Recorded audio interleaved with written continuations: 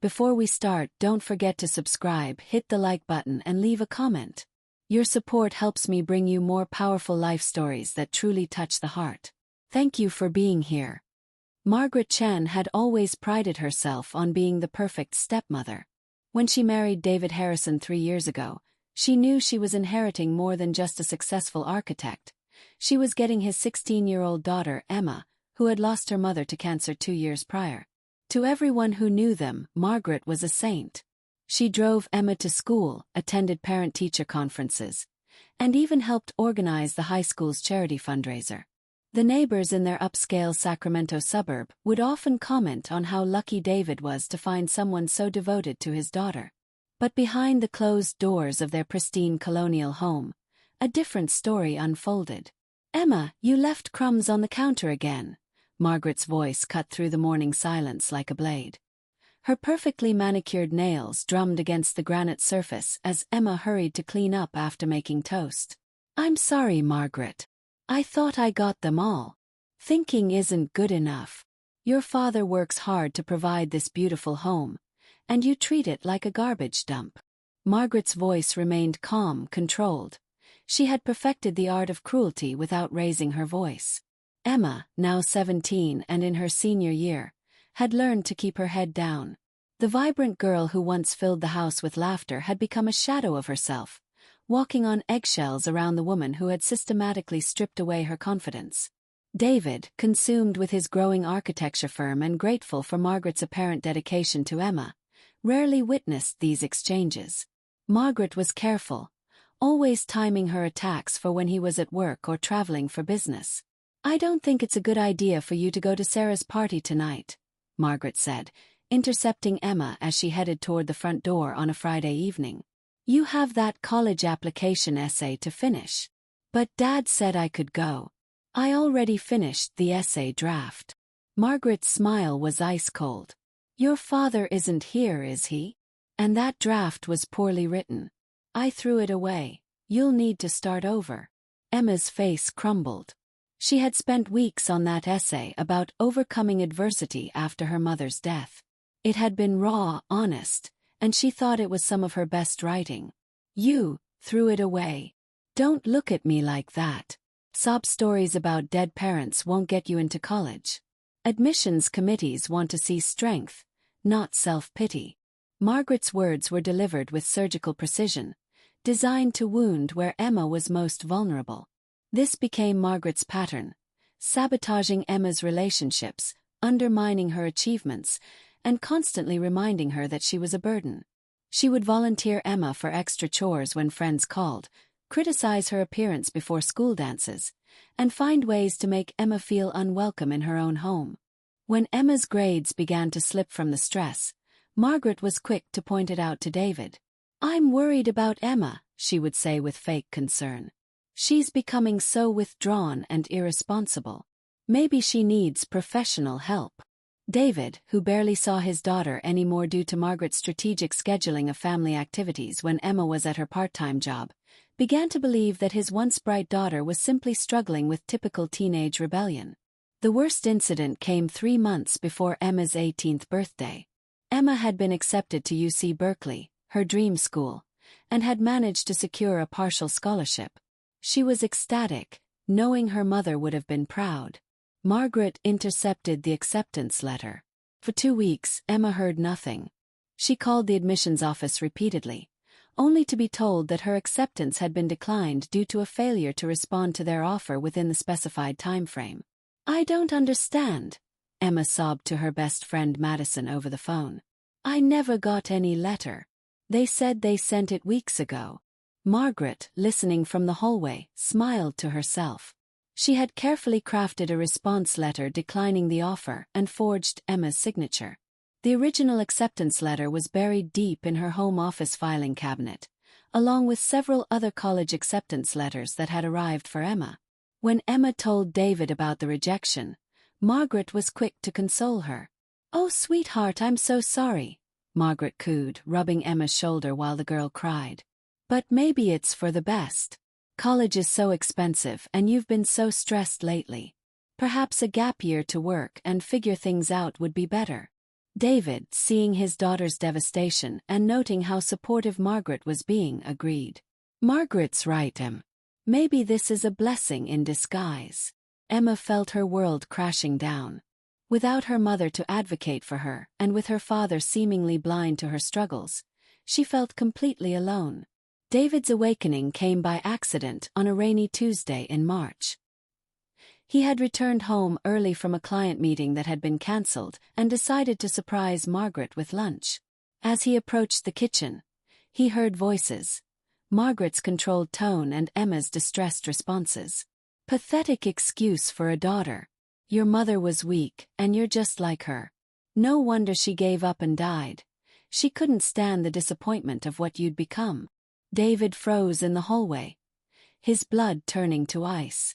"That's not true." Emma's voice was barely a whisper. "Isn't it? Look at yourself. You're a failure who can't even get into college. Your father would be better off if you just disappeared like your mother did. At least she had the decency to die quietly instead of being a constant burden." David's hands clenched into fists. He had never heard such venom from Margaret, and the casual cruelty with which she spoke about his late wife made his stomach turn.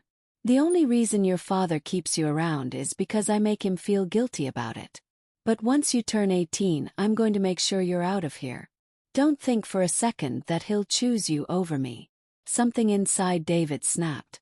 The woman he thought he knew, the woman he had trusted with his daughter's well-being, was a monster. He pulled out his phone and began recording.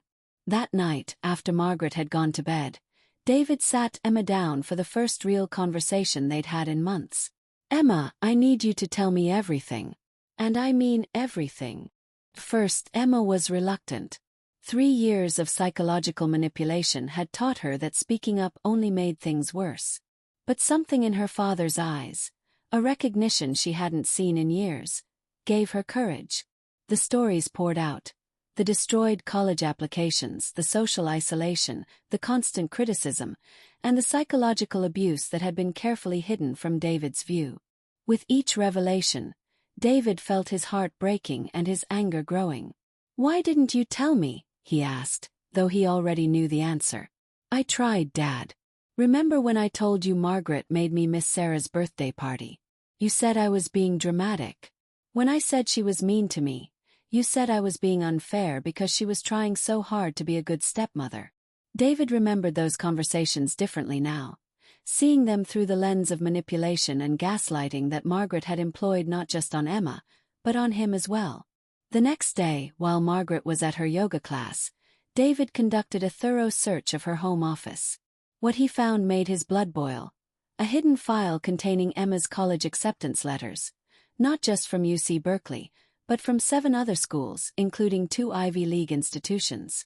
There were scholarship offers totaling over $200,000.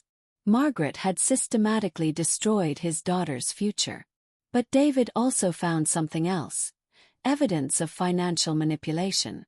Margaret had been slowly transferring money from Emma's college fund, money that David had inherited from his late wife specifically for Emma's education, into her own personal accounts.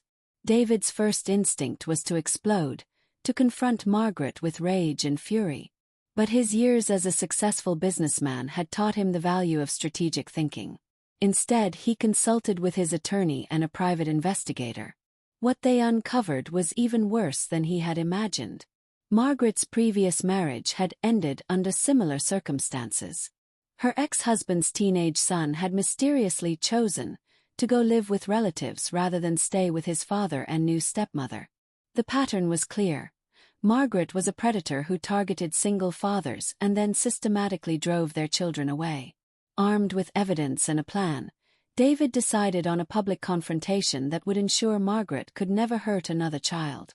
The setting was perfect: their neighborhood's annual spring barbecue, where Margaret loved to play the role of the perfect stepmother in front of everyone. "Ladies and gentlemen," David called out, his voice carrying across the Hendersons' backyard where 50 of their neighbors had gathered. "I'd like to share something with all of you about the woman you know as my wife." Margaret's face went white. She tried to laugh it off. "David, what are you doing? You're being ridiculous." David pulled out his tablet and connected it to the portable speaker. "I think you should all hear this." Margaret's voice filled the air, crystal clear and venomous. "Pathetic excuse for a daughter. Your mother was weak, and you're just like her. No wonder she gave up and died." The crowd fell silent, shocked by the viciousness in Margaret's tone. Several people recognized Emma's voice responding, and the cruelty of the exchange was undeniable. "This is the woman," David continued, his voice shaking with controlled rage, "who has been systematically abusing my daughter for 3 years while pretending to be a loving stepmother to all of you." The aftermath was swift and devastating for Margaret. David had documented everything: the forged letters declining college acceptances, the theft from Emma's college fund, and months of recorded conversations revealing the pattern of psychological abuse. The evidence was overwhelming. Margaret's attempts to deny and deflect fell on deaf ears. The neighbors who had once praised her now looked at her with disgust and horror. The carefully constructed image she had built crumbled in a matter of minutes. "You destroyed my daughter's future," David said, his voice cold and measured. "You stole money meant for her education, and you psychologically tortured a child who had already lost her mother, all while making everyone believe you were some kind of saint." The legal consequences came quickly. Margaret was charged with financial elder abuse. Emma was a minor when the abuse began, forgery and theft. The district attorney, a mother herself, was particularly motivated to pursue the case. But David's most satisfying revenge was yet to come. While Margaret sat in jail awaiting trial, David worked tirelessly to undo the damage she had caused. He contacted every college that had accepted Emma, explaining the situation with full documentation. The story of the abusive stepmother who had sabotaged a grieving teenager's college applications spread quickly through academic circles. Not only did the colleges reinstate Emma's acceptances, but several offered additional scholarship money in recognition of what she had endured. UC Berkeley's admissions director personally called to apologize and offer Emma a full scholarship plus a paid research position. Emma, who had spent months believing she was a failure, suddenly found herself with more opportunities than she had ever dreamed of. The psychological healing took longer. David arranged for both of them to attend therapy, together and separately. He had to face the painful reality that he had failed to protect his daughter when she needed him most. "I'm sorry, Em," he said during one of their joint sessions. "I should have seen it. I should have protected you." Emma, who was slowly regaining her confidence and strength, looked at her father with understanding beyond her years. "She fooled everyone, Dad. Even the neighbors thought she was perfect. What matters is that you listened when I finally told you the truth." Margaret's trial became a sensation in Sacramento. The story of the manipulative stepmother who had systematically destroyed a teenager's life while maintaining a perfect public facade struck a nerve with parents everywhere. During the trial, Emma testified with a strength that amazed everyone in the courtroom. The shy, broken girl Margaret had tried to create was nowhere to be found. Instead, a poised young woman spoke clearly about years of psychological manipulation and abuse. "She made me believe I was worthless," Emma testified. "She convinced me that my own father didn't love me, that I was a burden, and that I deserved to be treated badly. She took away my future and made me think it was my own fault." Margaret's defense attorney tried to paint her as a woman who had simply been trying to help a difficult teenager, but the evidence was too overwhelming. The recorded conversations, the forged documents, the stolen money, and the testimony from Margaret's ex-husband about similar behavior created an undeniable pattern. The most damaging testimony came from Dr. Patricia Morris, a child psychologist who had evaluated Emma. "This is one of the most systematic cases of psychological abuse I've encountered," Dr. Morris testified. The defendant used sophisticated manipulation techniques typically seen in cases of severe emotional abuse. The victim was isolated from support systems, had her reality consistently denied, and was subjected to attacks on her most vulnerable emotional areas. The fact that this was done while maintaining a public facade of care makes it particularly insidious. The jury deliberated for less than 2 hours. Margaret was found guilty on all counts, financial abuse, theft, forgery, and child endangerment. The judge, a father of 2 daughters himself, was particularly harsh in his sentencing remarks. Mrs. Chin Harrison, you perpetrated a calculated campaign of cruelty against a child who had already suffered the devastating loss of her mother. You betrayed the trust of a man who welcomed you into his family, and you violated the most basic responsibilities of a guardian. Your actions were not those of someone struggling with step-parenting. They were the deliberate actions of someone who took pleasure in causing pain to a vulnerable child. Margaret was sentenced to 5 years in prison, ordered to pay full restitution for the stolen college funds plus punitive damages, and given a permanent restraining order preventing her from contacting Emma or David. As she was led away in handcuffs, Margaret's composed facade finally cracked. She screamed at Emma across the courtroom. "You ruined everything. You destroyed my life." Emma, sitting between her father and her therapist, looked at the woman who had tormented her for years and felt something she hadn't experienced in a long time: pity. "No," Emma said quietly, though Margaret could no longer hear her. "You did that to yourself." With Margaret finally out of their lives, David and Emma began the slow process of rebuilding their relationship and their family. Emma chose to attend UC Berkeley, where she flourished both academically and socially. The confidence that Margaret had tried so hard to destroy gradually returned, stronger than before. She majored in psychology with a focus on family trauma, inspired by her own experiences and Dr. Morris's support. David made significant changes to his work schedule, prioritizing time with Emma and being present in ways he hadn't been during the Margaret years.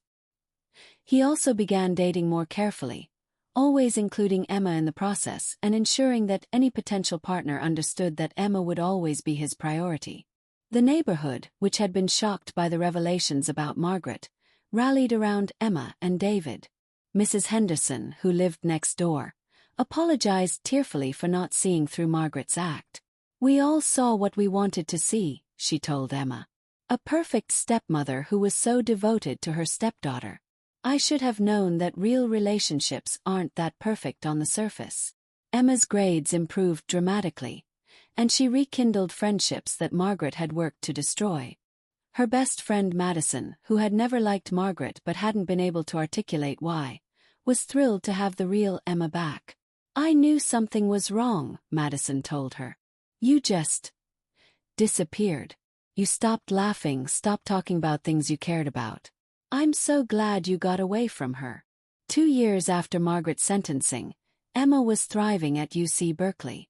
She had been selected for a prestigious summer research program studying the long-term effects of childhood psychological abuse, and her professors praised her insights and dedication. David had met someone new, Dr. Sarah Kim, a pediatrician who had lost her own spouse to cancer and had 2 children of her own. Their relationship developed slowly and naturally, with both Emma and Sarah's kids involved from the beginning. The difference was remarkable. Where Margaret had been calculating and possessive, Sarah was genuine and inclusive. She encouraged Emma to share memories of her mother and never tried to replace that relationship. Instead, she offered friendship and support, allowing trust to develop organically. "You know what I like about Sarah," Emma told her father during one of their weekly dinner dates. "She's not trying to be perfect. It's just real. When she messes up, she admits it. When she doesn't know something, she asks." Margaret always had to be right about everything. David smiled, recognizing the wisdom his daughter had gained through her ordeal. "What would you think if Sarah and I got more serious?" Emma considered this carefully. "I think you deserve to be happy, Dad. And I think Sarah makes you happy in a way that Margaret never did. With Margaret, you were always trying to keep the peace, walking on eggshells. With Sarah, you laugh more." Emma's story, which had been covered extensively during the trial, inspired other young people who had experienced similar situations. She began receiving letters from teenagers across the country who recognized their own experiences in her testimony. Working with Dr. Morris, Emma created a support website and blog for teens dealing with manipulative stepparents or other family members. Her posts about recognizing gaslighting, maintaining self-worth in toxic environments, And finding the courage to speak up resonated with thousands of young people. The hardest part, Emma wrote in one popular blog post, wasn't the abuse itself, it was believing that I deserved it. My stepmother was so skilled at making me think that everything was my fault. Recovery wasn't just about getting away from her. It was about rebuilding my sense of reality and self-worth. The blog caught the attention of child welfare advocates and led to Emma being invited to speak at conferences about recognizing and addressing psychological abuse in blended families. During one of these speaking engagements, Emma met another survivor, a young man named Alex whose stepfather had used similar tactics of isolation and psychological manipulation. "It's amazing how similar the patterns are," Alex told her after her presentation. "The way they isolate you from friends, make you doubt your own perceptions, convince you that your biological parent doesn't really love you. It's like they all read from the same playbook." Their friendship grew into something deeper, built on mutual understanding and shared experiences of survival and healing. 4 years into her sentence, Margaret was released on parole for good behavior. The news reached Emma through her victim advocate, and her first reaction was fear, not for her physical safety, but for the psychological peace she had worked so hard to achieve. "She can't contact you or David," the advocate assured her. "The restraining order is still in effect, and any violation would send her back to prison immediately." But Emma knew Margaret too well to trust that legal documents would stop her if she was determined to cause trouble. Sure enough, within weeks of her release, Emma began receiving anonymous emails to her Berkeley address. They were carefully crafted to avoid direct threats while still being psychologically disturbing. "Saw your blog. Still playing the victim, I see. Some people never learn to take responsibility for their own failures. Your father was so much happier before you poisoned him against people who actually cared about his family. College must be easy when you get in through a sob story instead of actual merit." Emma forwarded the emails to both the police and her therapist. Dr. Morris helped her recognize the messages for what they were. A final attempt by Margaret to regain psychological control. "She's trying to make you feel unsafe and doubt yourself," Dr. Morris explained. "The fact that she's resorting to anonymous harassment shows how powerless she actually is now. She can't hurt you the way she used to." The harassment escalated when Margaret began showing up at places where Emma was likely to be. The Berkeley campus, her favorite coffee shop, the grocery store near her apartment. She never approached directly, but her presence was clearly intentional. Emma realized that Margaret was testing boundaries, seeing how close she could get without technically violating the restraining order. The psychological warfare was subtle but effective. Emma found herself constantly looking over her shoulder, her hard-won peace disrupted by the specter of her former tormentor. David wanted to hire private security, but Emma had a different idea. "I want to face her," Emma told her father and Dr. Morris during an emergency session. "Not alone and not in a way that gives her power. But I want to confront her once and for all." Working with the police and her legal team, Emma arranged a controlled confrontation in the presence of law enforcement. When Margaret next appeared near Emma's campus, officers were waiting. Margaret was arrested for violating the restraining order, but before she was taken away, Emma asked to speak to her with officers present. "You need to hear this," Emma said, her voice calm and strong. "I know what you're trying to do. You're trying to make me afraid again, to make me doubt myself the way you did when I was younger. But it won't work." Margaret's face was a mask of cold fury. "You destroyed my life." "No," Emma replied firmly. "You destroyed your own life by choosing to hurt people instead of helping them. I was a grieving teenager who needed support, and you saw that as an opportunity to gain power over someone vulnerable. That says everything about who you are, not who I am." Emma stepped closer, her voice never wavering. "I want you to know that I forgive you. Not because you deserve it, but because holding on to hatred for you was giving you power over my life. I refuse to let you have that power anymore." Margaret's composure finally cracked completely. "You little bitch, you think you're so much better than." "Officer, please take her away," Emma said calmly, turning her back on Margaret's rage. As Margaret was led away in handcuffs, screaming threats and insults, Emma felt a profound sense of closure. The woman who had once controlled her through fear and manipulation was revealed as exactly what she was. A sad, angry person whose power existed only in the minds of those who gave it to her. Emma graduated summa cum laude from UC Berkeley with a degree in psychology and was accepted to graduate programs at several prestigious universities. She chose to stay at Berkeley to pursue a PhD in child psychology, specializing in trauma and family systems. Her relationship with Alex deepened, built on a foundation of mutual respect and understanding that neither had experienced in their traumatic childhoods. They supported each other through the challenges of graduate school and the ongoing work of healing from their pasts. David married Sarah in a small ceremony at the family home, with Emma serving as maid of honor and Sarah's children as part of the wedding party. The celebration was everything Margaret's wedding to David had not been: genuine, warm, and focused on bringing families together rather than creating perfect appearances. "I'm so grateful," David said during his father-daughter dance with Emma at the reception, "that you had the courage to tell me the truth. I'm sorry it took me so long to see it." Emma smiled, thinking of how far they had both come. "We saved each other, Dad. And we learned what real love looks like. It's not perfect, but it's honest." 10 years after Margaret's initial arrest, Emma had become Dr. Emma Harrison, a leading researcher in childhood psychological abuse and recovery. Her work had helped change how social services and family courts approached cases of emotional abuse in blended families. The blog she had started as an undergraduate had evolved into a non-profit organization providing resources and support for teens experiencing family psychological abuse. Alex, now her husband and a family law attorney, worked closely with the organization to help young people navigate legal protections. David and Sarah's marriage had created the stable, loving family environment that Emma had always deserved.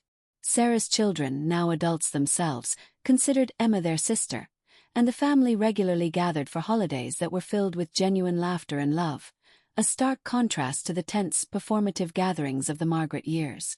Margaret had been arrested twice more for attempting to contact Emma through fake social media accounts. She was currently serving a longer sentence and had been diagnosed with narcissistic personality disorder and antisocial tendencies.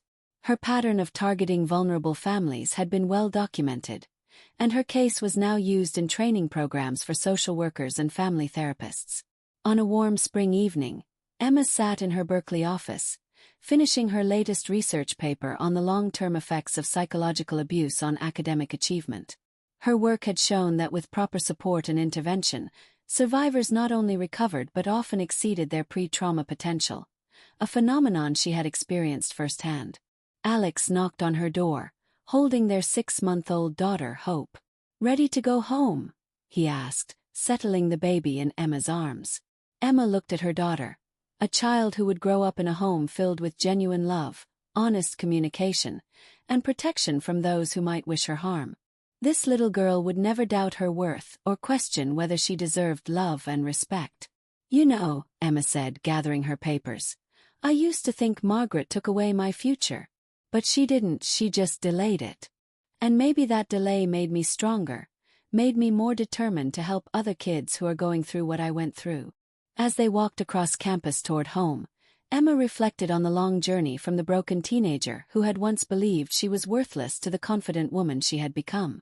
The path had been difficult, but it had led her to a life of purpose, love, and healing, not just for herself, but for countless others who had faced similar struggles. Margaret had intended to destroy Emma's future, but instead, she had inadvertently created a powerful advocate for vulnerable children everywhere. Sometimes, Emma mused, the greatest revenge is not just surviving, but thriving in ways your abuser never imagined possible. In the end, love, real, honest, protective love, had won. And that victory belonged not just to Emma, but to every person who had found the courage to speak their truth and demand better treatment. The story of Emma's survival and triumph would continue to inspire others for years to come, proving that even in the darkest circumstances, hope and healing are always possible. Thank you for listening to the story until the end. Subscribe to the channel and share this video with your friends and loved ones. It motivates us to keep working on new stories every day. Don't miss the next amazing story that's about to appear on your screen. We're very grateful to have you with us. See you soon.